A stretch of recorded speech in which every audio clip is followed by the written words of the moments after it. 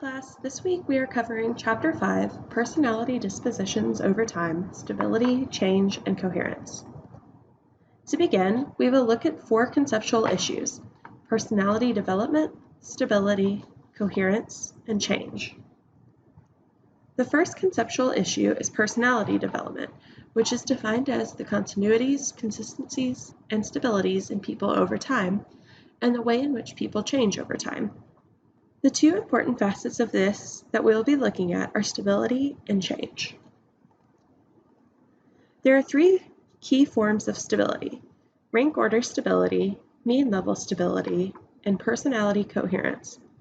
We've already discussed rank order stability, which is the maintenance of an individual's position within a group. Mean level stability is the constancy of the level in a population, how consistent a certain personality level remains over time. Finally, personality coherence is seen when the rank order of a personality trait remains the same, but the manifestation of the trait changes over time. Personality change is the final key conceptual issue.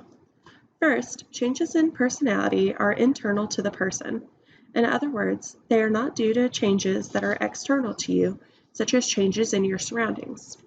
Second, changes are enduring over time, not only seen temporarily, such as when you are sick. There are 3 levels of analysis that we look at when examining personality: population level, group differences level, and individual difference level. An example of a population level change that almost everyone goes through in life is the general decrease in risk-taking behaviors as you get older.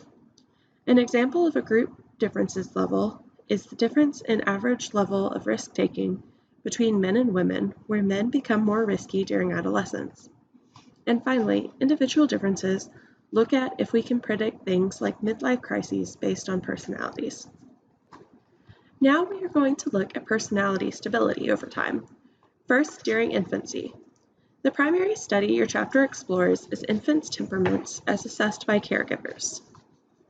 Researchers look at factors including activity level, smiling and laughter, fear, distress to limitations, soothability, and the duration of orienting, which are all explained more in the chapter.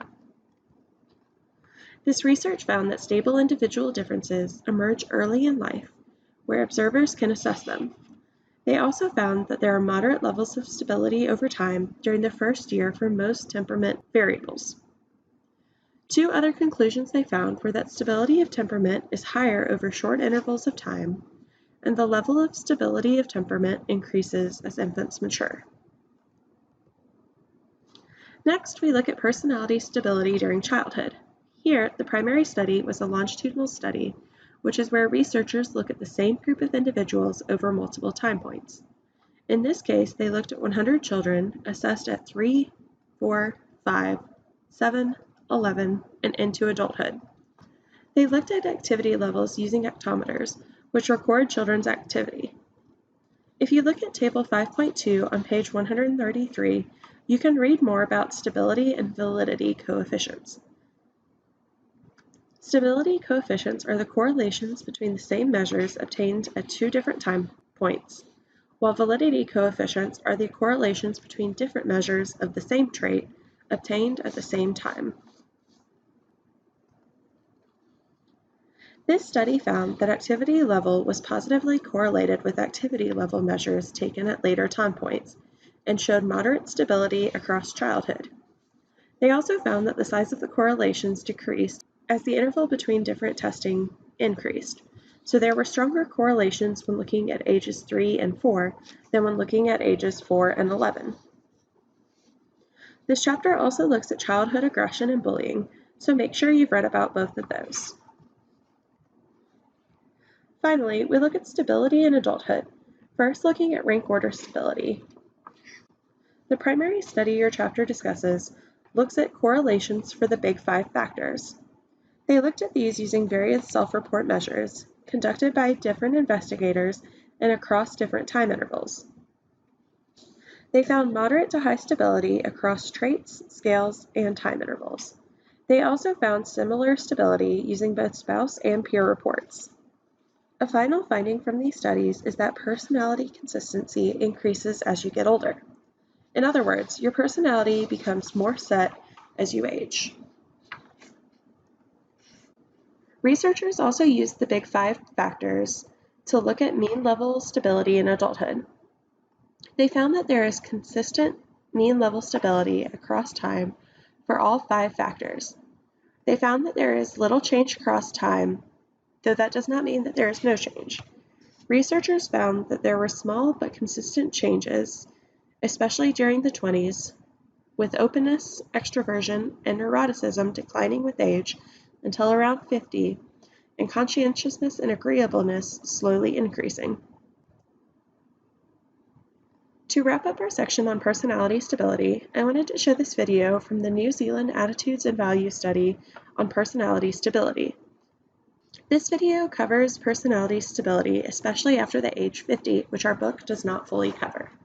One of the key questions in personality research in general is a question about how stable personality actually is. Now, when we talk about personality from a psychological perspective, we are talking about people's traits, usually 5 or 6 different dimensions of traits. Trait, by definition, is a stable construct. It should be quite unchangeable, particularly in adults. And a lot of previous research over the past 100 years has actually found this, that personality after the age 30 just remains stable. It's not very changeable as such. However, the question becomes, how does this stability of personality actually relate to our lifespan development? One particular lack in previous research was the lack of kind of the older age research. We didn't know what happens to personality beyond, say, age 40 or 50. There is a possibility that personality stability varies in a very systematic or meaningful way relating to how our lives tend to develop. Specifically, personality, we all know this from previous research, is very unstable or relatively unstable in people in their young adulthood. Imagine people from their 18s through to 30s. That is a busy time of life. Things happen.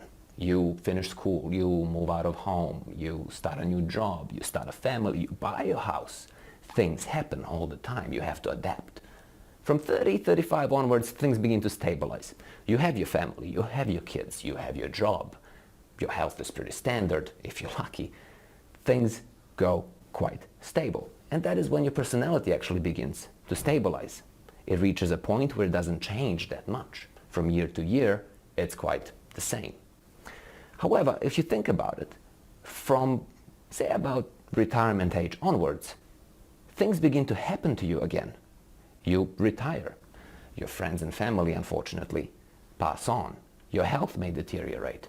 You may, well, retire from your job and go on cruising the world. It doesn't really matter. Things start to change again, which then should suggest, if personality is related to our lives or things that happen in our lives, it should suggest that personality stability should decrease again. That is, we should become more changeable in terms of who we are and how we see ourselves.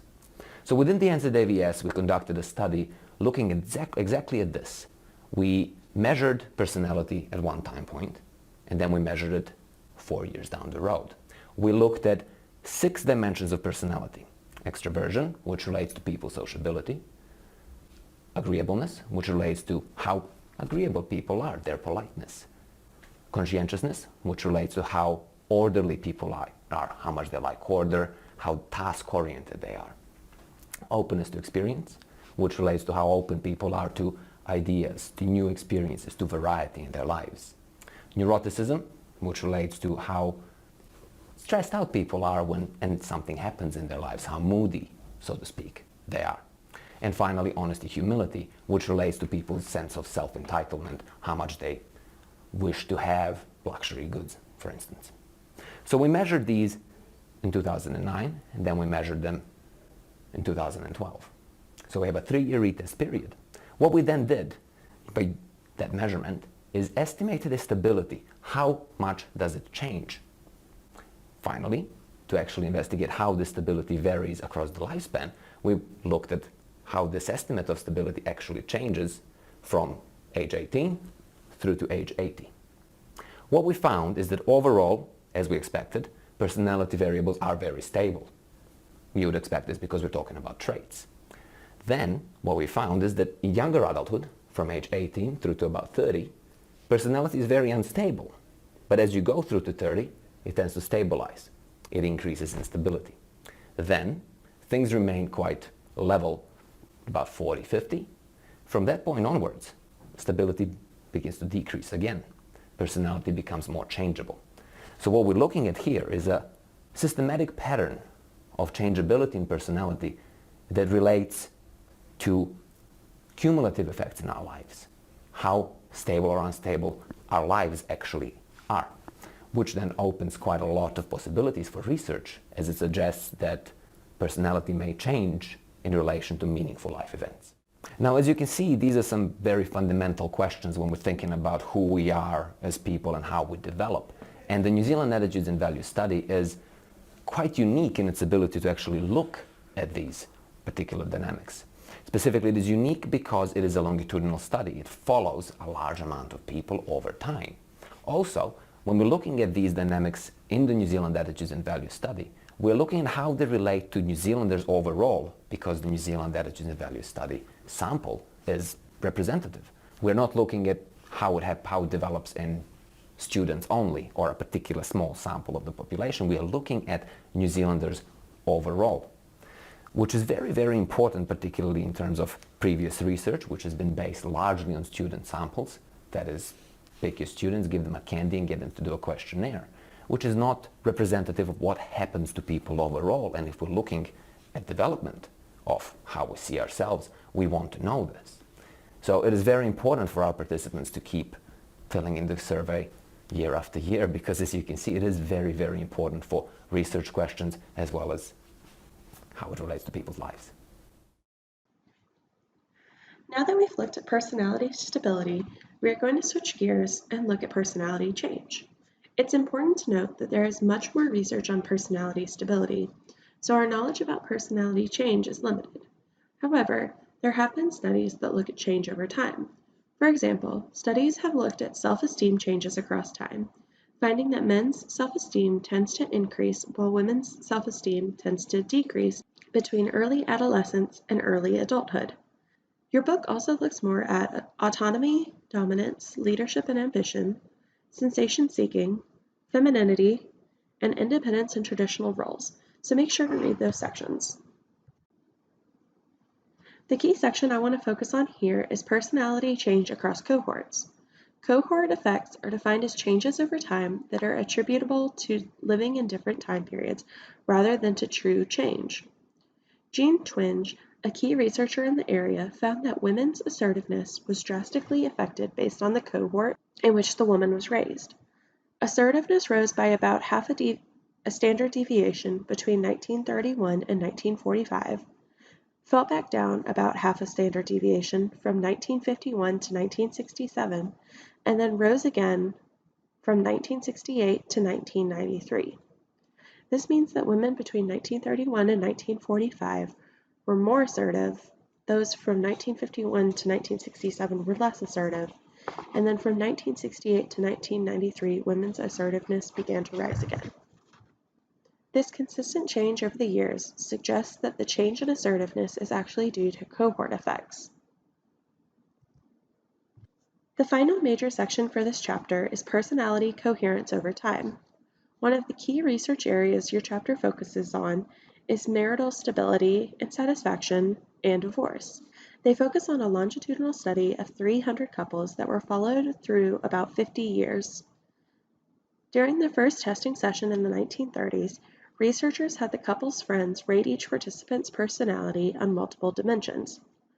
They found that 3 aspects of personality strongly predicted marital dissatisfaction and divorce. These 3 aspects of personality were the husband's neuroticism, the wife's neuroticism, and the husband's impulsivity. Other research has supported this finding and linked neuroticism to other life outcomes described in your book. The chapter also details personality traits linked to alcoholism, drug use, and emotional disturbance, traits linked to religiousness and spirituality, and traits linked to health and longevity. Another area of research the book covers is education, academic achievement, and dropping out. They found that for those with high SAT scores, students who were more impulsive had consistently lower GPAs and were more likely to flunk out of college. A minute ago, I mentioned that your chapter covers health and longevity in terms of personality coherence over time.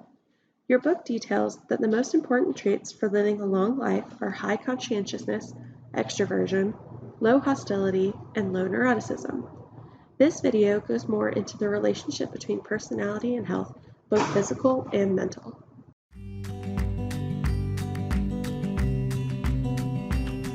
Research on personality and health is important for a number of reasons, but the most obvious is that health impacts our daily life in numerous ways. It includes a wide range of health behaviors and experiences. So for example, did you brush your teeth this morning? Did you eat that extra chocolate chip cookie at lunch yesterday? Do you go to the gym regularly to exercise?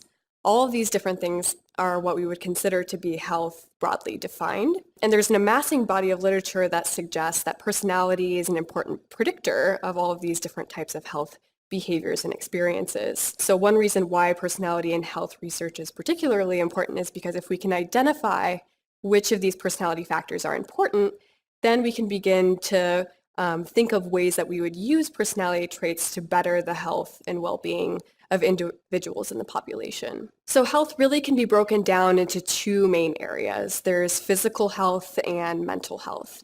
Within the physical health literature, I think one of the most impressive findings is that when personality is measured in childhood, it's often associated with longevity. So for example, the trait conscientiousness, or your propensity to be self-controlled, responsible, organized, often predicts how long you're going to live 60 years into the future, which is a really cool finding. Research has shown that personality traits such as neuroticism and conscientiousness often predict a wide range of health behaviors, like dieting, eating behaviors, exercise behaviors, smoking and drug use, for example, as well as a number of physical health diseases and problems like obesity or cardiovascular disease, for example. Now, within the mental health literature, it's also well established that personality is highly correlated with mental health outcomes across the lifespan. So it's pretty well established that personality traits like neuroticism are associated with pathologies like anxiety disorder and depressive disorder, whereas traits like poor self-regulation are often associated with pathologies such as conduct disorder and antisocial personality disorder, both of which involve behaviors like theft, destruction of property, and physical assault. So given these findings and these robust links between personality and psychopathology, researchers are starting to think about where exactly the line between personality and psychopathology should be drawn, and to also question whether psychopathology should be considered categorically distinct from personality or whether it should be considered on the same continuum as personality, just more at the severe ends of the spectrum.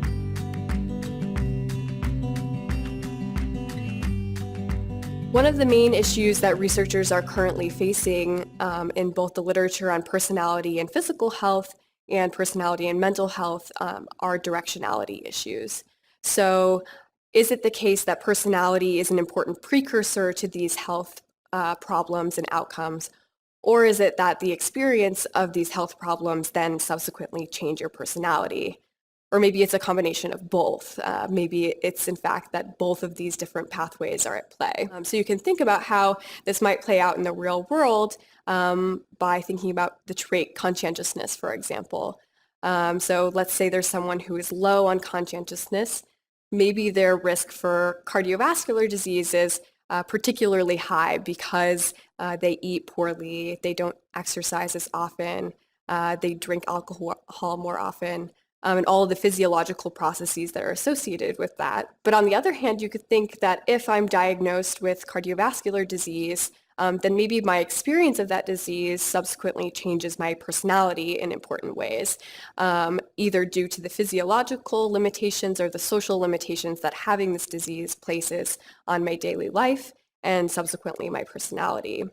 So answering these questions of directionality really allow us to move beyond the traditional and static correlational studies that we have of the association between personality and health, and rather allow us to examine the association between personality and health to be both dynamic and reciprocal, and that both of them are influencing each other over the lifespan, especially since we know that both personality and health change over time.